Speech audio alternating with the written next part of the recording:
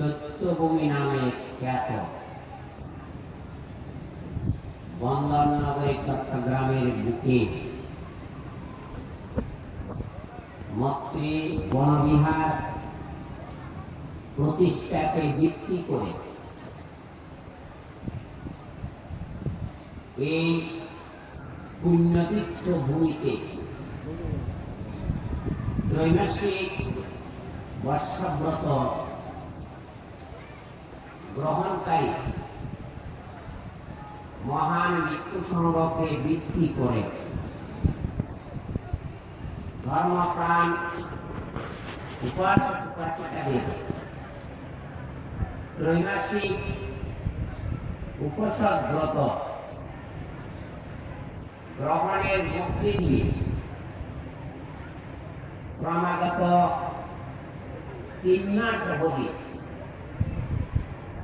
দানশীল ভাবনা, শীল সমাধি প্রজ্ঞা অনুশীলন, অনুধ্যান, অনুভূতি জাগানোর ক্ষেত্রে বিহারাধ্যক্ষ সহ ভিক্ষু সংঘ যে ভূমিকা পালন করে এসেছেন তার প্রত্যক্ষ প্রতিদান স্বরূপ গুরুগত প্রাণ হয়ে গুরু পূজার শ্রেষ্ঠ নিদর্শন হিসাবে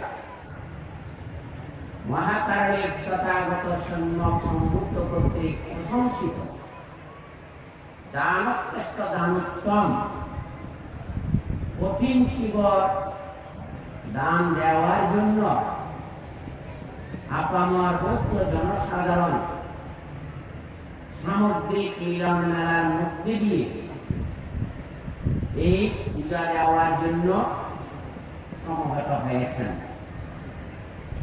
এই মহতী পূজা উৎসবকে সামনে রেখে যে সদ্ধর্ম সভা সুন্দর ব্যবস্থাপনা করা হয়েছে, এই পুণ্যময় সভা আমার অতি প্রিয় ভাজন সভাপতি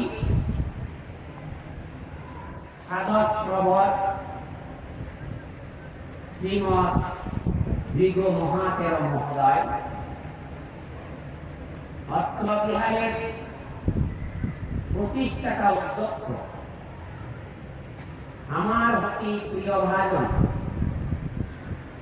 সাধক প্রবর বিশুদ্ধানন্দ মহাতের মহোদয়, আমার ডান পাশে যিনি আমার দীর্ঘদিনের অতি স্নেহজন্য শুধু নয় গর্বিত তরুণ সাংঘিক ব্যক্তিত্ব, সাধনার পাশাপাশি তার মননশীল চিন্তা চেতনা দিয়ে সাধক শ্রেষ্ঠ বনমান্তে সুললিত কণ্ঠে পরিবেশিত গীত উপদেশ সম্বলিত অনেক খণ্ড মূল্যবান গ্রন্থ লিপিবদ্ধ করে আমাদেরকে আপনাদেরকে উপহার দিয়েছেন। পাশাপাশি ত্রিপিটক শাস্ত্রের অনেক মূল্যবান গ্রন্থ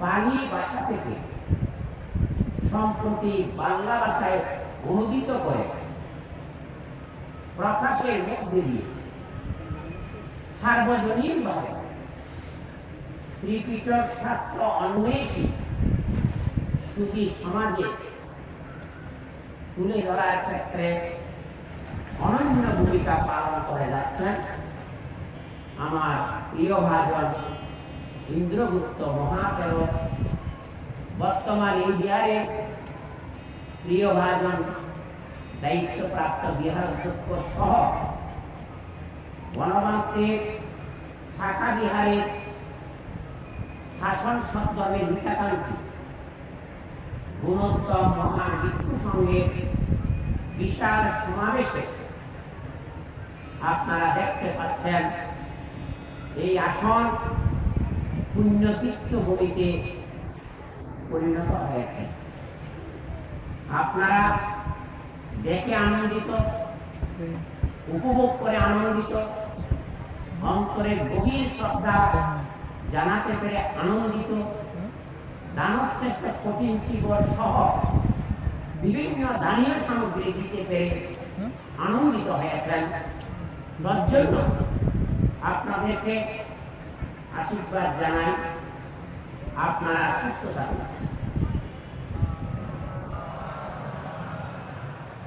দীর্ঘজীবী হন, সৃজনশীল মেধা অন্বেষণে ভূমিকা রাখুন।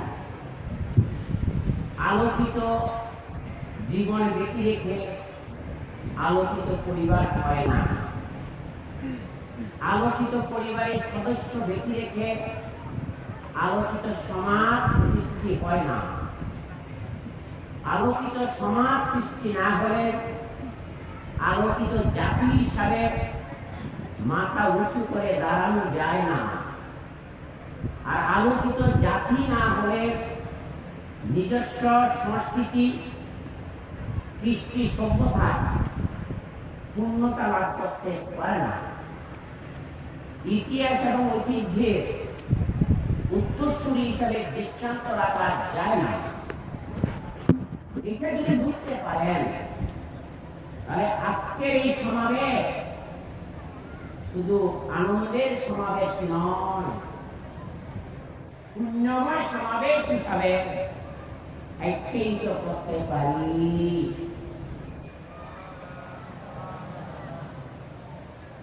কেননা পুণ্য সম্পদ বেঁচে রেখে এই সুন্দর জীবন সুন্দরতর হয় না। পুণ্য সম্পদ বেঁচে রেখে মানুষের জীবন নৈতিক চেতনায় সমৃদ্ধ হতে পারে না। পুণ্য সম্পদ বেঁচে রেখে আদর্শ মাতা পিতা, আদর্শ সন্তান সন্ততি, আদর্শ সমাজকর্মী, আদর্শ সেবক সৃষ্টি হয় না। আদর্শ সেবক সৃষ্টি হতে না পারলে পরস্পরের মধ্যে সমন্বয় তৈরি করা যায় না। আর সমন্বয় সৃষ্টি না হলে আপনার প্রতি আমার, আমার প্রতি আপনার যতটুকু আন্তরিকতা থাকা দরকার ততটুকু আন্তরিকতা থাকবে বলে মনে হয় না।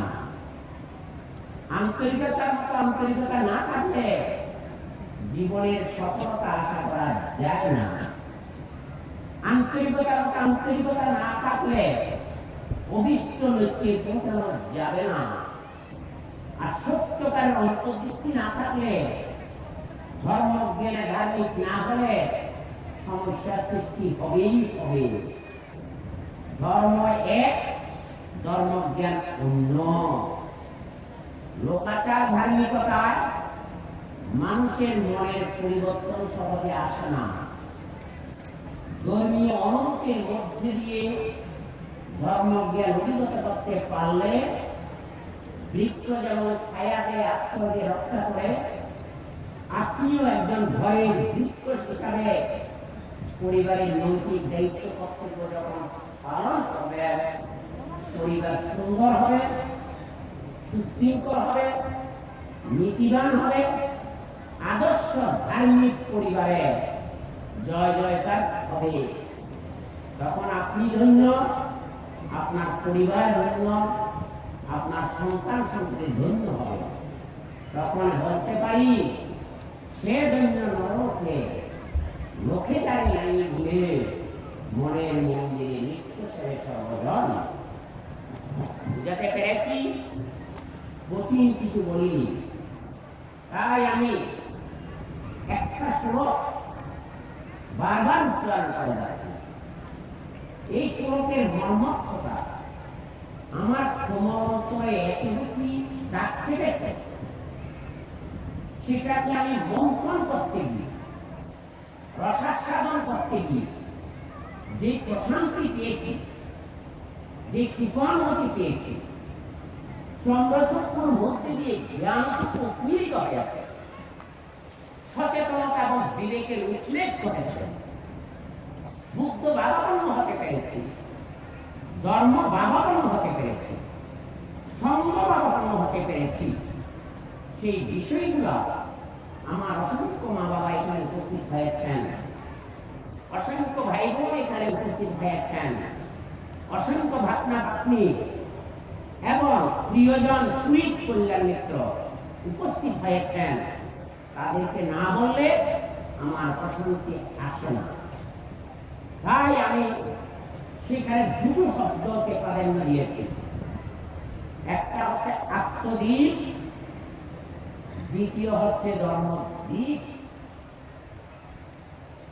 আমার আপনার জীবনকে কি করতে চাই? সুখী করতে চাই, শান্তিতে অবস্থান করতে চাই, নাকি অন্য কিছু মহিমান্বিত করতে চাই? সবাই এক কথায় বলেন, এত বিশাল দানযজ্ঞ, এত বিশাল গ্রুপ সমাবেশের মধ্যে দিয়ে আমি মা বাবা ছেলে মেয়ে নাতি নাতনি নিয়ে সুখী হতে চাই। আবার বলবেন, এই সুখকে ভিত্তি করে শান্তিতে অবস্থান করতে চাই। এই সুখ এবং শান্তিকে ভিত্তি করে নির্বাণ সুখে সুখী হতে চাই। তাই তো? এর বাইরে আর কিছু আছে? শব্দ তো নেই। বুঝতে পারেননি আমার কথা, তাই না? কিন্তু সুখ এখন আমার দরকার নেই, শান্তি এখন আমার দরকার নেই, নির্বাণ লাভ এখন আমার পক্ষে সহজ নয়। প্রথম দরকার কি? প্রথম দরকার, মানুষ হয়ে জন্মেছি, মহত্বতার মহিমায় মহিমান্বিত হতে চাই কিনা?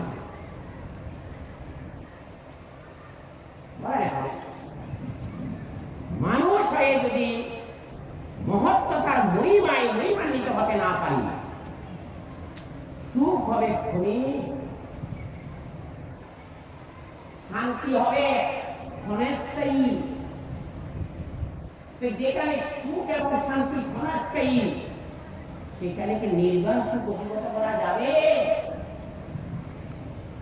তাই আপনাকে আমাকে সদা সর্বদা প্রার্থনা করতে হবে, আমি মহত্বতার মহিমায় যেন মহিমান্বিত হতে পারি।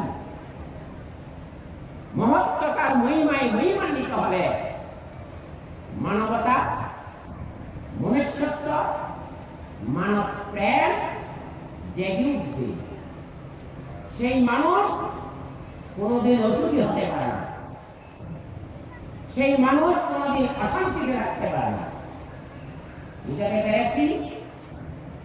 কিন্তু মহত্বতার মহিমায় মহিমান্বিত হতে চাইলে সহজে হওয়া যায়? যা চাইবেন তা পাওয়ার জন্য কি করণীয় কর্তব্য, কি গুণকে প্রাপ্ত করতে হবে বলেন? সেই গুণটা হচ্ছে ট্রুথ ইজ ট্রুথ। বাংলায় বলি, সত্যের কোন বিকল্প নাই। সত্যমেব জয়তে। তো জয়ী হলে তো সুখী, জয়ী না হলে তো সুখী হয় না। তো সুখী না হলে শান্তি পেলেন কোথায়? শান্তিতে অবস্থান না করলে মন স্থির হবে? মন স্থির না হলে শান্ত হবেন? শান্ত না হলে সমাহিত হবেন? সমাহিত না হলে স্থির চিত্ত আসবে? স্থির চিত্ত আয়ন করতে না পারলে আত্মদর্শন হবে, আত্ম উপলব্ধি হবে, আত্মসুখে সুখী হবেন। তো আত্মদর্শন এবং সম্যক জ্ঞান যদি অর্জন করতে না পারি, বিমুক্তি সুখ কি করে আসবে? আর বিমুক্তি সুখে সুখী হতে না পারলে জাগতিক দুঃখ কি চিহ্নিত করা যাবে না। আর জাগতিক দুঃখ চিহ্নিত করতে না পারলে আধ্যাত্মিক দুঃখ চিনতে না পারলে তাকে পরাভূত করবেন কি করে? আর পরাভূত করতে না পারলে বন্ধন যুক্ত হলেন নাকি বন্ধন মুক্ত হলেন?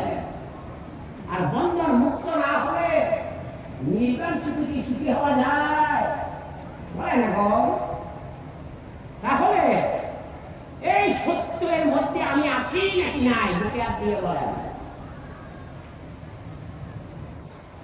কতটুকু সৎ? বুকে হাত দিয়ে বলেন।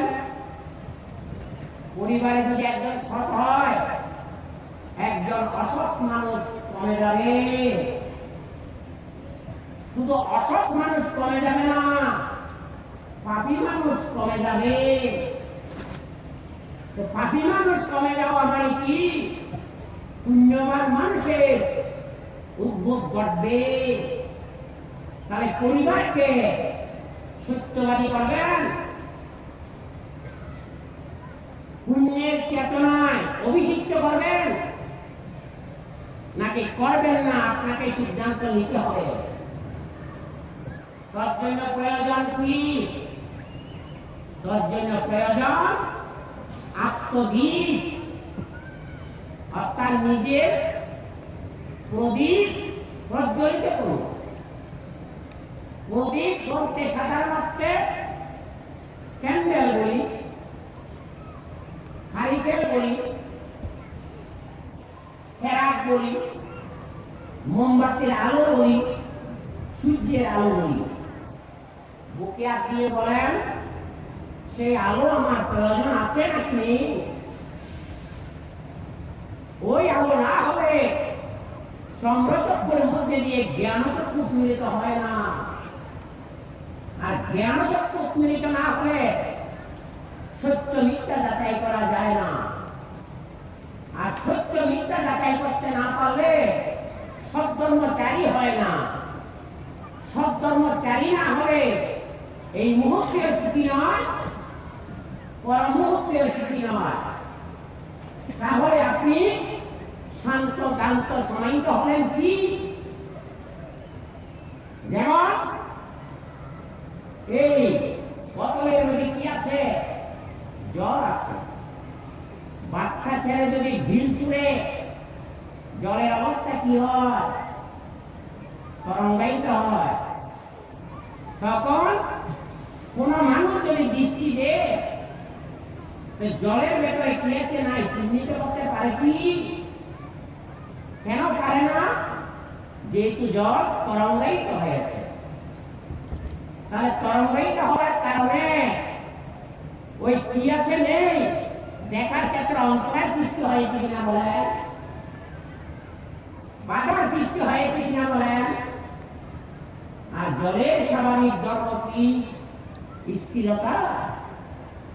স্থির জলে আপনি আর আমি দৃষ্টি নিক্ষেপ করলে জলের ভেতরে কি আছে নাই দেখা যাবে নাকি যাবে না? তো দ্রুপ আপনি ধর্মসভাতে এসে আত্মসমাহিত না হলে, যোগ চিত্ত বৃত্তি নিরোধ, যোগ আসনে বসতে না পারলে, ধ্যান আসনে বসতে না পারলে চিত্তবৃত্তি নিরোধ হবে কি?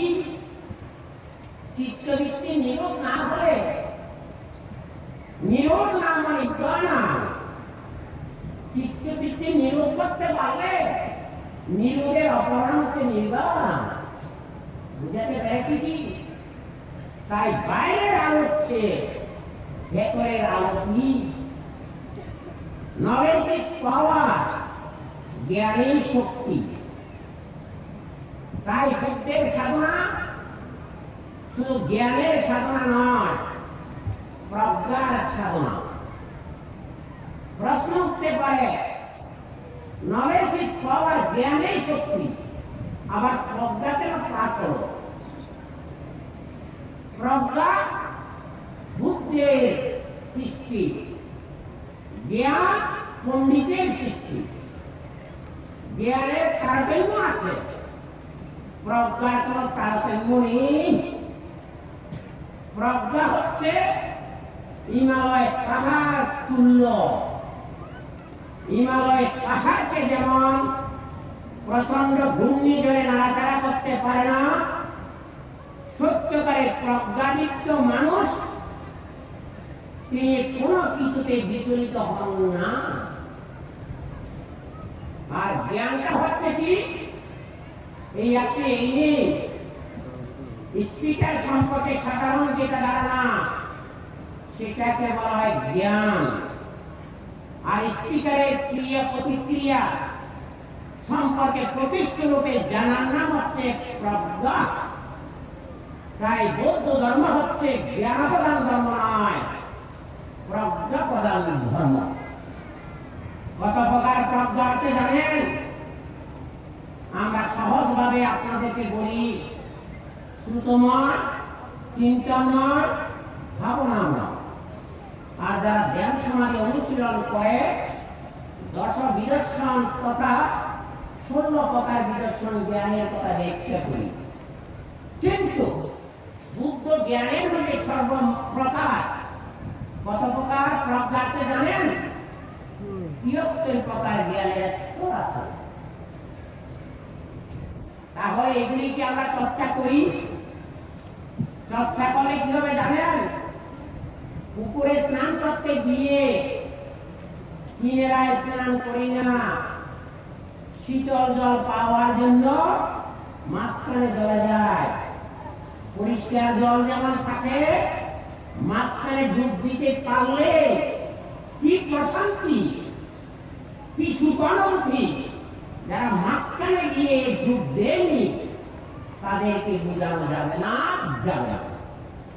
তাই বুদ্ধ এত গভীরে সে রত্ন আহরণ করে আমাদের কাছে প্রকাশ করেছেন। বহুজন হিতায় বহুজন সুখায়। তাহলে বহুজন হিতায় বহুজন সুখায় চেতনা যদি থাকে, অশান্তি নামে কোনো কথা থাকবে? হিংসা বিদ্বেষ বলে কোনো আগুন থাকবে? আপনার ধর্ম আপনি পালন করছেন, আমার বার্ষিক অনুষ্ঠান আমি করছি, সেখানে তো অন্তরায়ের কথা নয়, সমঝোতার কথা, সমন্বয়ের কথা, মারামারির কথা আসতে পারে না। মানুষ মানুষের জন্য একটি সহানুভূতি। তাই সহানুভূতির মনোভাব থাকলে ভাই আপনাদের একটা বার্ষিক অনুষ্ঠান আনন্দ সহকারে ছেলেমেয়েরা উদযাপন করছে, আমার কোনো সমস্যা নেই। কারণ ধর্ম কি বাহ্যিক নাকি আভ্যন্তরীণ? মনোমন্দির ঠিক না থাকলে বাইরের মন্দিরকে ঠিক করা যায় না। বাইরের মন্দির ঠিক করতে পারছি না নিরায়। আপনি বলছেন মুসলিম, আমি বলছি বৌদ্ধ, সে বলছে খ্রিস্টান। কিন্তু বুদ্ধ কি বলেছেন? মানুষের জন্মগ্রহণ করেছেন, ভালো মানুষ হওয়ার চেষ্টা করেন, সুন্দর মানুষ হওয়ার চেষ্টা করেন, গুণী জ্ঞানী মানুষ হওয়ার চেষ্টা করেন, নৈতিক চেতনা মানবিক মূল্যবোধের মানুষ হওয়ার চেষ্টা করেন। সেই মানুষের মধ্যে ভেদাভেদ নেই। তাই বুদ্ধ নাপিত থেকে শুরু করে পতিতাকে পর্যন্ত কি করেছেন? স্বাগত জানিয়েছেন, আতিথ্য গ্রহণ করেছেন, হীন দৃষ্টি দিয়ে দেখেননি। উত্তম মানুষ হিসাবে উত্তম স্থান দেওয়ার জন্য স্বাগত জানিয়েছেন। বুদ্ধ শিক্ষায় উদ্বুদ্ধ করে বুদ্ধের শরণাগত করেছেন। এখানেই তো আপনার জয়, এখানেই তো আপনার সফলতা, এখানেই তো আপনার পূর্ণতা। তো সেটা যদি বুঝতে পারি তাহলে লাইফ টু লাইফ যাবে না, আমাকে জিজ্ঞেস করতে হবে। বেশি কথা বলবো না। এই আত্মদিককে ভিত্তি করে ধর্মদ্বীপের প্রয়োজন। তাহলে ধর্মদ্বীপ বলতে আমরা কি বুঝি? এখানে মহান প্রাজ্ঞরিক সব আছে, অন্যত্রে বুঝবেন না। ধর্ম মানে সমদান, কঠিন চিবদান, বুদ্ধ মুক্তি দান নয়। ধর্ম হচ্ছে কি? এখানে অনেক শিক্ষক প্রফেসর আছেন। দ্বিধাতু থেকে ধর্ম শব্দের উদ্ভব, অর্থাৎ ধারণ হচ্ছে। কি ধারণ করবেন? সত্য, সুন্দর, ন্যায় আদর্শকে ধারণ করেন। সত্যবাদী হবেন, ন্যায়বান হবেন, সততা পরায়ণ হবেন। তখন আপনার গুণগত মান বেড়ে গেছে নাকি কমে গেছে বলেন? আর মম শব্দের অর্থ কি? আমার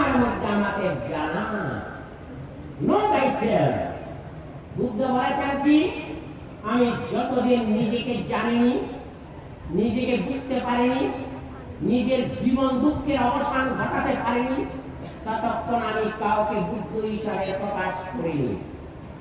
যেদিন আমি বুদ্ধ জ্ঞান উন্নীত হয়েছি, বুঝতে পেরেছি শুধু আমি দুঃখী নই, আমি অসুখী নই, আমি রোগে যারা ব্যাধিতে আক্রান্ত নই, আমার মতো অসংখ্য মানুষ প্রাণী যারা ব্যাধিতে কষ্ট পাচ্ছে। তাই আমার অভিজ্ঞ বিদ্যা বহুজনা হিতায় বহুজনা সুখায় প্রচার করার জন্য আমি সংকল্পবদ্ধ হয়েছি, আমার শিষ্য প্রশিষ্যকে তার দায়িত্ব দিয়েছি। তাই বলেন বুদ্ধ জ্ঞানের কথা মহিমা কি বলতে পারবেন? এগুলি শিখতে হবে, শিক্ষা দরকার, ছেলে মেয়েদেরকে জানাতে হবে। এইবার অনাথ পরীক্ষায় অসংখ্য আমাদের ছেলে মেয়েরা গেছে, কিন্তু উত্তর দিতে পারে না। অথচ প্রশ্ন দেখেন 4-5 যারা পড়ে তারা সেই উত্তর দিতে পারবে। একটা সহজ, একটা প্রাঞ্জল। কেমন এগুলি না জানলে আমি নিজেকে বৌদ্ধ বলে দাবি করতে পারি না, অথচ উত্তর দিতে পারছেন। 50-এর নিচ্ছি, 88-এর নিচ্ছি, গান করছি, বুদ্ধের জীবনীকে সম্পর্কে আমার কোনো ধারণা নেই। কি আচরণ করতে বলেছেন সেই আকর্ষণ আমার মধ্যে নেই। যেমন বুদ্ধ গুরুত্ব লাভের সাথে সাথে কি বলেছিলেন বলতে পারছেন না কেন? চর্চা করতে হবে, মনে রাখতে হবে। সেই বিষয়টা কি? অসাধারণ ব্যাপার, অভূতপূর্ব বিষয়, আশ্চর্যজনক বিষয়। সেটা কি? আমি বলি, জন্মে জন্মান্তর পথে ঘুরিয়াছে পাইনি সন্ধান, কে কোথা গোপনে আছো এই গৃহ যে করেছ নির্মাণ, কোন দুঃখ পেয়ে দেখা পেয়েছি এবার, এই গৃহ কারো গৃহ হচ্ছিবারে না পাইবে আর, সংস্কার নিয়ত চিত্ত তৃষ্ণা পাইয়াছে ক্ষয়। গায়ক গায়িকাগণ, জীবন দর্শন এখানে আছে, জীবন উপলব্ধির ইঙ্গিত আছে, জীবন মুক্তির পথ এখানে আছে। আপনি আর আমি তৃষ্ণার মায়াজালে আবদ্ধ হতে গিয়ে বড় দুঃখের অবসান করতে পারছি না। কেন? মাকড়সা যেমন নিজের আহার অন্বেষণের জন্য জাল পাতেন, প্রচন্ড আলো যদি স্পর্শিত হয় অসংখ্য পোকামাকড় সে জালে আটকে যায়। তখন যিনি জাল বুনেছেন মনের আনন্দে লাফাতে থাকে, আজকে অসাধারণ আহার পেয়ে গেছি, কিন্তু লাফাতে লাফাতে এটা খাবো নাকি ওটা খাবো নাকি এটা খাবো, এই চিন্তা করতে করতে খাওয়া তো হয়নি, লাফাযুক্ত জালে আটকে গিয়ে তার জীবনটাই শেষ হয়ে গেল। এই সাধনা করতে হবে নাকি করতে হবে না? তৃষ্ণা মুক্ত হতে হবে নাকি হতে হবে না? এই তৃষ্ণা কত প্রকার? 108 প্রকার তৃষ্ণা। তাহলে কয় প্রকারকে আমি সাধনা করে জয় করেছি বলেন? কয় প্রকারকে জেনে কি করেছি? সকলে উৎপাদন করেছি। তাই বলা হচ্ছে বীজকে সিদ্ধ করতে না পারলে সেই বীজ বারবার অঙ্কুরিত হবে, আর সিদ্ধযুক্ত বীজ উপাদান করতে ক্ষেত্রে বহিত হলেও উপাদান পাওয়া সত্ত্বেও অঙ্কুরিত হবে না। 14 বাক্যে দানশীল ভাবনা করে জ্ঞানস্থ হয়ে আমার জন্মের বীজটাকে কি করতে হবে? সমূলে উৎপাদন করতে হবে। সমূলে উৎপাদন করতে হলে পারলে তৃষ্ণা মুক্ত, তার মানে বন্ধন মুক্ত। বন্ধন মুক্ত হওয়ার জন্য ধর্মদীপের প্রয়োজন আছে কিনা বলেন? ধর্মের প্রথম সত্য হচ্ছে সত্য ধর্ম। মনে হয় যে সত্য ধর্ম হচ্ছে জীবন ধর্ম। জীবন ধর্মের মধ্যে পরিশুদ্ধিতা আছে কিনা বলেন? পরিশুদ্ধিতা না হলে আপনার মধ্যে আত্মদর্শন হবে না। আত্মদর্শন না হলে সঠিক জ্ঞান উৎপন্ন হচ্ছে না। সঠিক জ্ঞান উৎপন্ন করতে না পারলে বিমুক্তি সুখে সুখী হতে পারবেন না। তাই ধর্মকে ধারণ করতে গিয়ে আপনার মনের মধ্যে কি দরকার? প্রথমত সহানুভূতিশীল চেতনা, দ্বিতীয় সম্পদ কি দরকার? ধৈর্য, তৃতীয় কি ক্ষমা, চতুর্থ কি ত্যাগ। বস্তু ত্যাগ নাকি মনের অশুভ চেতনা ত্যাগ? বস্তু ত্যাগ নয়, মনের অশুভ ত্যাগ। সেই অশুভ কি? সংকীর্ণতা, হীনমন্যতা, পরনিন্দা, পরচর্চা, পরশ্রীকাতরতা, ঈর্ষাকাতর মনোভাব, আত্ম অহংকার, আত্ম অভিমান, আমিত্ববাদ। এইগুলিকে যতক্ষণ আপনি ওই ধর্মের চেতনা দিয়ে অন্তর থেকে মুছে ফেলতে পারবেন না, ততক্ষণ আপনি স্বচ্ছ মনের মানুষ হতে পারবেন না।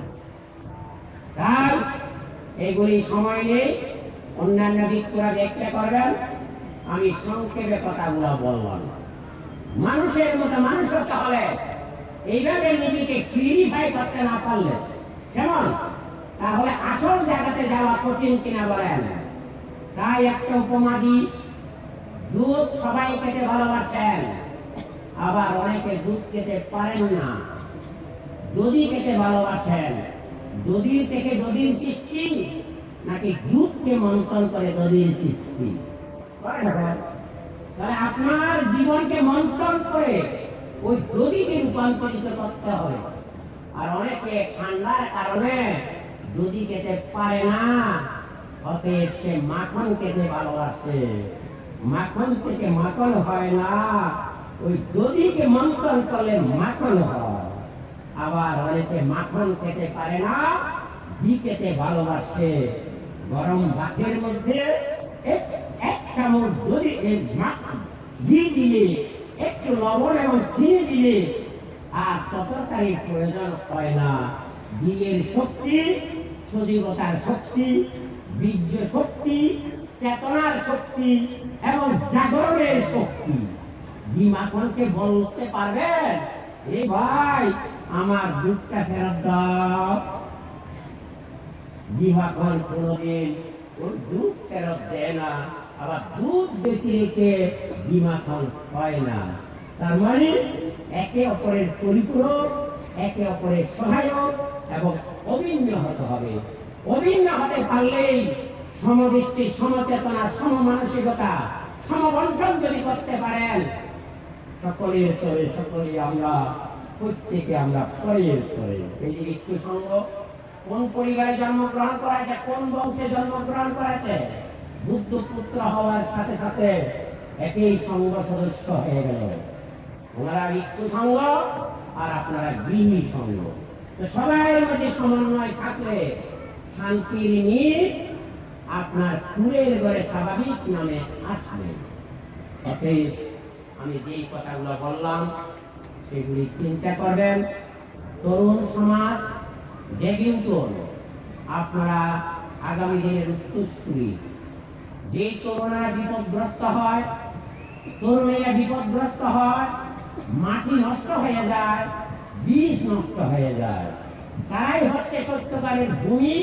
নারী মানে ভূমি, পুরুষ মানে বীজ। দুইয়ের সমন্বয়ে বৃক্ষের সৃষ্টি হয় যদি আলো বাতাস মাটি জল পাওয়া যায়। কিন্তু ফল পাওয়া কঠিন।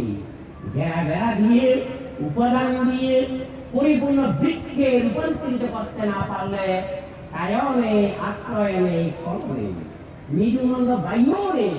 ওই বৃক্ষ সদৃশ সংসার বাগানকে এই বুদ্ধের মৌলিক শিক্ষায় সুশিক্ষিত করতে পারলে বিশাল সংসার বৃক্ষের মধ্যে এক একটা সন্তান স্তম্ভ সদৃশ হবে।